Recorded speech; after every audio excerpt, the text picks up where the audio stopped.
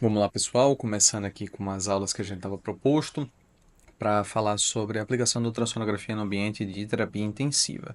A gente vai começar conversando um pouco sobre a punção guiada por ultrassom, que é o tópico mais básico do que a gente vai falar até agora. Para que a gente fale da ultrassonografia de um contexto geral, a gente tem que entender que a gente vai estar fazendo a análise de um feixe de onda que vai bater em uma estrutura.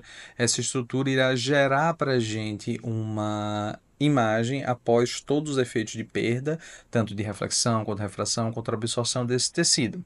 À medida em que a gente tem, depois que a gente chega no órgão que a gente quer analisar, as ondas voltam, passam por um software de análise, em que esse software de análise vai conseguir gerar efetivamente a imagem que a gente quer.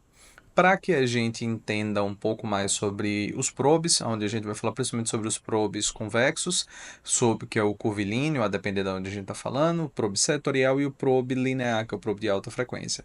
À medida que eu tenho uma frequência mais alta, eu vou ter um comprimento de onda menor, mas eu vou ter uma qualidade de imagem maior.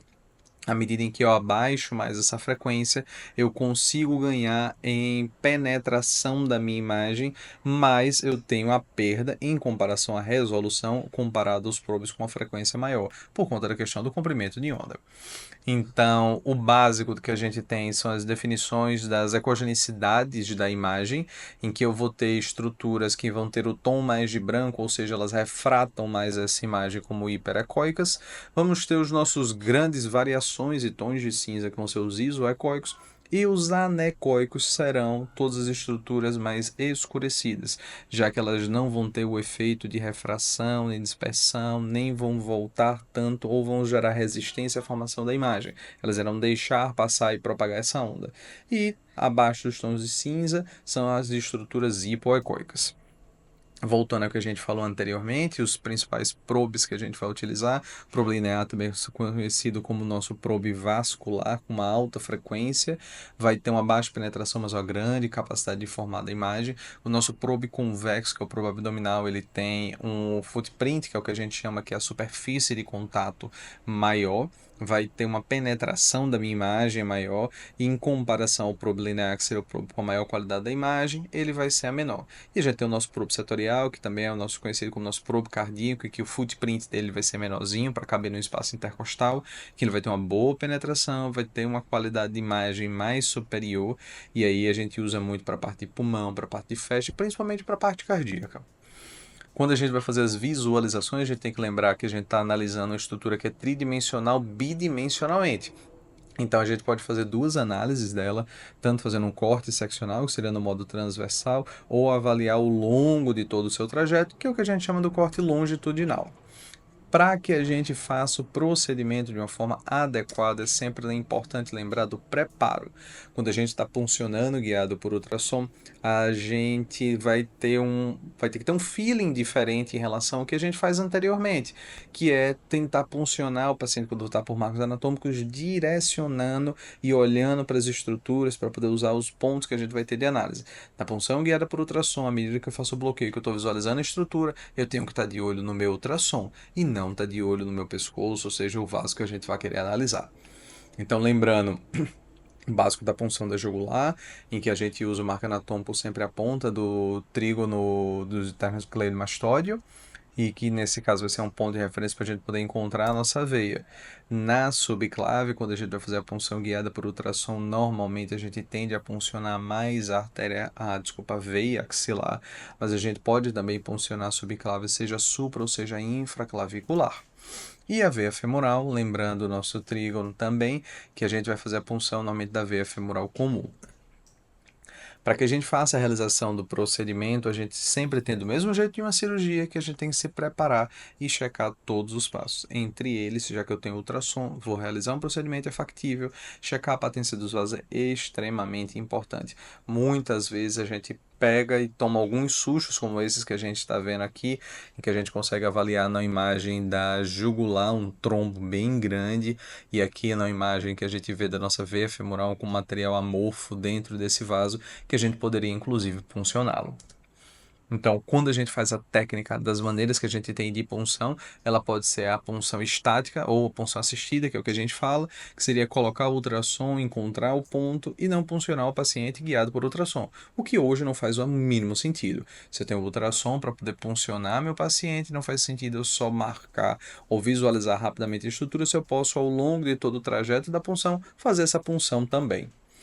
Quando a gente vai visualizar, da mesma forma que a gente fala do longitudinal ou do transversal, na técnica da punção do ultrassom, a gente vai dizer dentro do plano, quando a gente estiver dizendo os cortes longitudinais, ou fora do plano, quando a gente vai falando dos cortes transversais.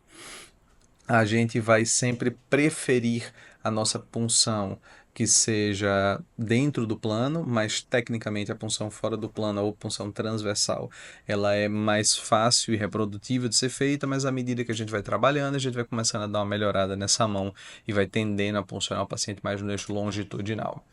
Aqui mostrando como é que a gente faz a punção dela dentro do plano e como é que a gente analisa o nosso paciente.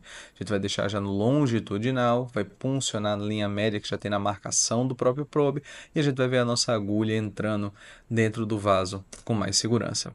Existe também o que a gente chama da técnica híbrida, né? Em que a gente funciona o paciente no modo transversal e faz as secagens no modo longitudinal, em medida de tudo que a gente funciona, da passagem do fio guia, da dilatação e da passagem do próprio catéter.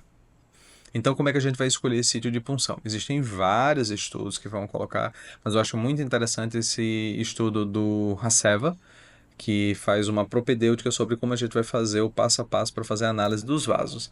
Começando esse protocolo, ele é bem rápido para a gente fazer, acaba ficando um pouco mais parado na medida que a gente está fazendo, mas é uma coisa extremamente dinâmica. A gente vai começar a fazer análise sempre dos pacientes pela jugular, em que a gente quer avaliar tanto a jugular quanto a minha correlação com a minha artéria carótida, porque a gente vai ter momentos em que pode ser que o posicionamento fique uma em cima da outra, em que normalmente a veia vai estar em cima da artéria, e isso pode ter um maior risco de a gente ter lesão. A gente vai checar sempre o paciente dentro e o paciente fora do plano. À medida que eu vou fazer todo esse trajeto até a região da fúrcula external do nosso paciente. Porque eu quero fazer a análise, à medida que eu vou descendo, da correlação das minhas estruturas com outras estruturas arteriais. Como, por exemplo, aqui na imagem, à medida que a gente vai descendo, a gente começa a olhar a nossa artéria subclávia. Então, a gente conseguir garantir uma punção com maior grau de segurança no momento dessa análise. À medida em que eu vou passando ainda, que eu já fiz essa análise dele, eu vou começar a andar lateralmente, porque eu quero avaliar agora a minha veia braquicefálica. E aí seria outra possibilidade que a gente consegue também fazer a análise. Lembrando que a veia ou o tronco braquicefálico, ele é formado pela confluência da minha jugular com a minha veia subclávia e é um vaso que no paciente que está muito hipovolêmico é um vaso bem interessante para a gente conseguir utilizar. Ou naqueles pacientes, por exemplo, que a gente tem que são corpo fechado. Seguindo da forma mais lateral, a gente vai começar a avaliar também a minha relação da minha jugula externa com a minha veia subclávia, mostrando qual o processo de formação dessa imagem. Veja que aqui a gente estava até a região da fúrcula external e o que a gente está fazendo é o processo do tilt down, em que a base do meu ultrassom a gente vai tendendo a descê-la, quase que deixando ela paralela com a linha external do nosso paciente. A ideia é que a gente consiga formar essa imagem com a veia subclávia e a minha veia jugular externa para poder analisar as estruturas. E a gente vê também a diferença do tamanho da nossa veia subclávia em comparação à nossa jugular externa. Seguindo ainda da forma lateral, a gente vai conseguir agora fazer a análise da nossa veia axilar e da veia cefálica, lembrando que a partir desse momento agora a minha análise desse vaso está sendo feito infraclavicular, onde antes eu estava vendo supraclavicular, e aqui eu acho sempre interessante que à medida que a gente vai dando aula e falando sobre essa questão de punção guiada por ultrassom, a gente começa a perceber o quão próximo a nossa veia axilar, a nossa veia subclávia é do parênquima pleural. E a gente tende a pegar aquela agulha da punção da seta central, quando vai funcionar por marco anatômico na subclávia, e enfiar ela toda. Deus é bom que normalmente a gente não tem tanta incidência de acidente de punção. Nesse processo que a gente está fazendo da formação da imagem, à medida que a gente está fazendo isso, olhando ela total, a gente vai fazer uma rotação no sentido anti-horário, porque o que a gente quer ver é a análise da minha veia axilar no eixo longo dela, que era aquela imagem anterior que a gente estava vendo, para conseguir abrir esse vaso.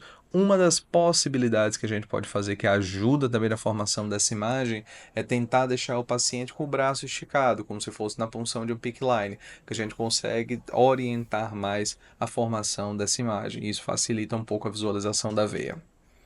Então, como é que a gente vai fazer? De uma forma geral, com todas as informações que a gente tem, de escolher o melhor sítio.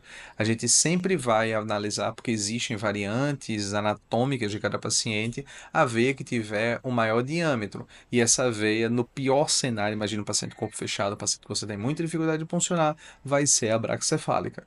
A gente vai sempre pensar na veia que é factível de uma forma mais fácil, tecnicamente ela seja mais prática de fazer, e aí volta aquele ponto importante das veias jugulares ou da veia axilar, avaliar no meu paciente, principalmente naquele paciente hipovolêmico, porque tudo que a gente está falando aqui da punção guiada por ultrassom, é que no paciente que for bom de puncionar, ele vai ser bom de puncionar com ultrassom ou sem ultrassom, mas sem ultrassom você não consegue saber quem é o paciente que é bom de puncionar e quem é o paciente que não é bom de puncionar. Avaliar as estruturas que a gente tem, principalmente as estruturas arteriais ao redor. Então, paciente que tenha uma frequência muito elevada, que ainda esteja mais hipovolêmico, a gente pode ter que, com a própria pulsação, a gente pode perder esse vaso, e é importante, e pensar sempre na questão do risco relacionado ao procedimento. Paciente com discrasia sanguínea, você tem que definir um acesso mais importante, você que não tem uma técnica ainda muito segura da punção da veia axilar ou da veia subclave, seja infra ou seja supra, e aí tem o risco maior da gente ter complicações, como por exemplo um pneumotórax. A gente sempre tem que levar isso tudo em consideração para que a gente consiga definir a punção. E aí lembrar que após o procedimento e a punção, eu já estou com o meu ultrassom. Então eu já consigo checar, ver as possíveis complicações e conseguir definir meu procedimento após. Então sempre, sempre, sempre insonar o paciente em os vasos contralaterais. Por exemplo, puncionei uma jugular direita. Vamos olhar a jugular esquerda, vamos olhar as duas axilares ou as duas subclaves do meu paciente. Os catéteres eles podem transicionar, eles podem entrar de um lado e sair do outro, ou fazer imagens, como por exemplo aqui nesse caso em que a gente teve um catéter que foi puncionado na jugular direita, e quando a gente insona a jugular esquerda, a gente vê o catéter que subiu, ao invés de ir para o seu trajeto habitual. Mostrando aqui outro também, em que foi uma punção de subclávia e que terminou virando ele subiu e foi para a jugular do nosso paciente. Checar sempre o ultrassom torácico, procurando complicações. A mais importante aqui é a gente pensar num pneumotórax, ou por uma punção acidental, ou um trajeto inadequado do próprio acesso, a gente achando que estava dentro do vaso, pode entrar dentro da cavidade torácica. Sempre importante a gente fazer essa checagem. E o que eu gosto muito, a gente já está lá, a gente já está fazendo o procedimento. A gente pode também fazer o que a gente chama do bubble test, que é o teste das microbolhas, para que a gente consiga avaliar que o nosso acesso foi puncionado do lado direito e que a gente consegue ter um bom fluxo dele. Aqui mostrando como é que a gente faz isso com a solução agitada, com a quantidade pequena de ar e a quantidade de soro fisiológico ou sangue do paciente, para que a gente consiga dar uma corada nessa imagem. Tá aqui mostrando, depois que a gente faz essa solução toda agitada, a gente injeta rápido no nosso paciente e vê tudo isso aí ficando bem ancorado para a gente conseguir fazer uma boa análise da imagem.